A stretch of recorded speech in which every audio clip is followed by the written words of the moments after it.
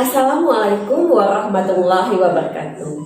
Hai anak-anak, senang dapat bertemu kembali. Akan belajar apa kita hari ini? Nah, hari ini kita akan belajar mengidentifikasi unsur-unsur cerita fantasi.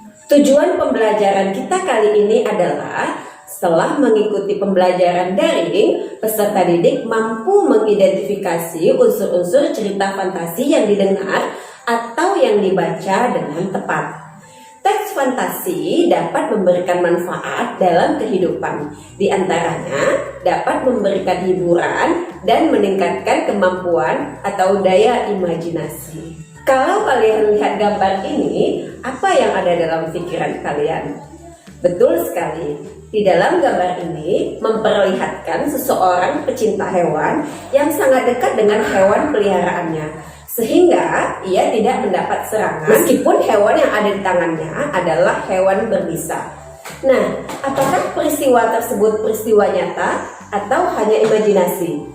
Tentu saja gambar tersebut adalah gambar yang benar terjadi dan peristiwa yang masuk akal. Nah, sekarang coba kalian bandingkan dengan gambar ini. Apa pula yang ada dalam pikiran kalian ketika melihatnya? Lihat peristiwanya. Lihat apa yang dilakukan tokoh dalam gambar tersebut.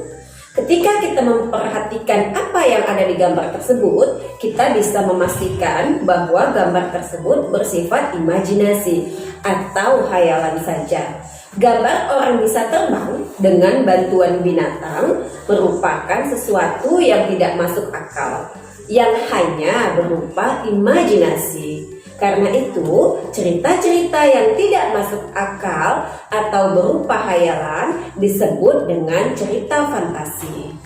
Nah, sekarang apa ciri-ciri cerita fantasi itu?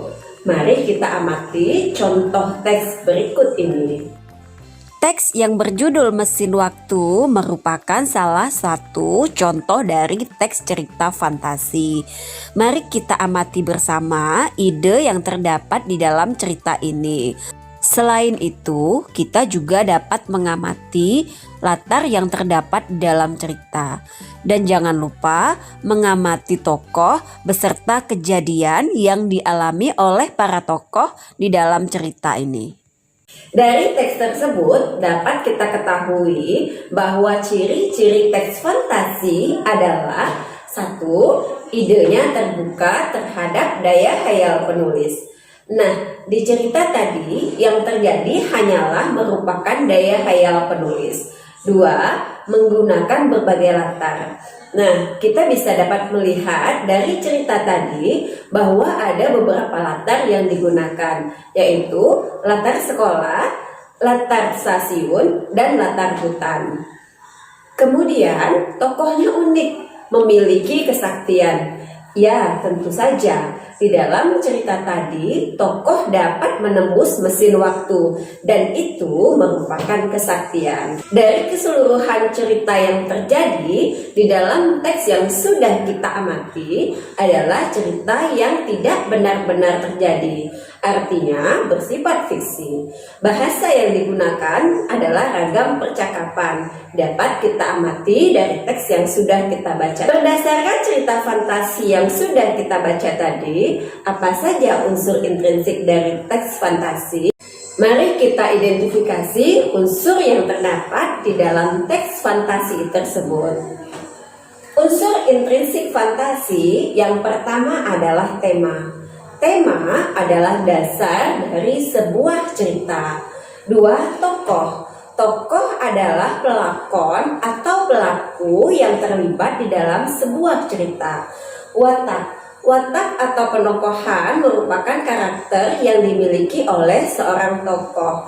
Latar. Latar merupakan semua hal yang berkaitan dengan tempat, waktu, dan suasana. Di dalam cerita fantasi ada latar sezaman dan ada latar lintas zaman. Alur. Alur merupakan rangkaian peristiwa. Secara umum, alur dibagi menjadi 3. Ada alur maju, ada alur mundur, dan ada alur campuran. Kemudian amanat. Amanat merupakan pesan yang ditinggalkan oleh pengarang untuk pembaca atau pendengarnya. Nah, dari amanat tersebutlah kita mendapatkan nilai-nilai moral di dalam kehidupan. Kemudian yang terakhir, sudut pandang. Demikian video pembelajaran kali ini. Semoga apa yang sudah kita bahas dapat menambah wawasan kalian tentang teks fantasi. Sampai jumpa di video selanjutnya. Assalamualaikum warahmatullahi wabarakatuh.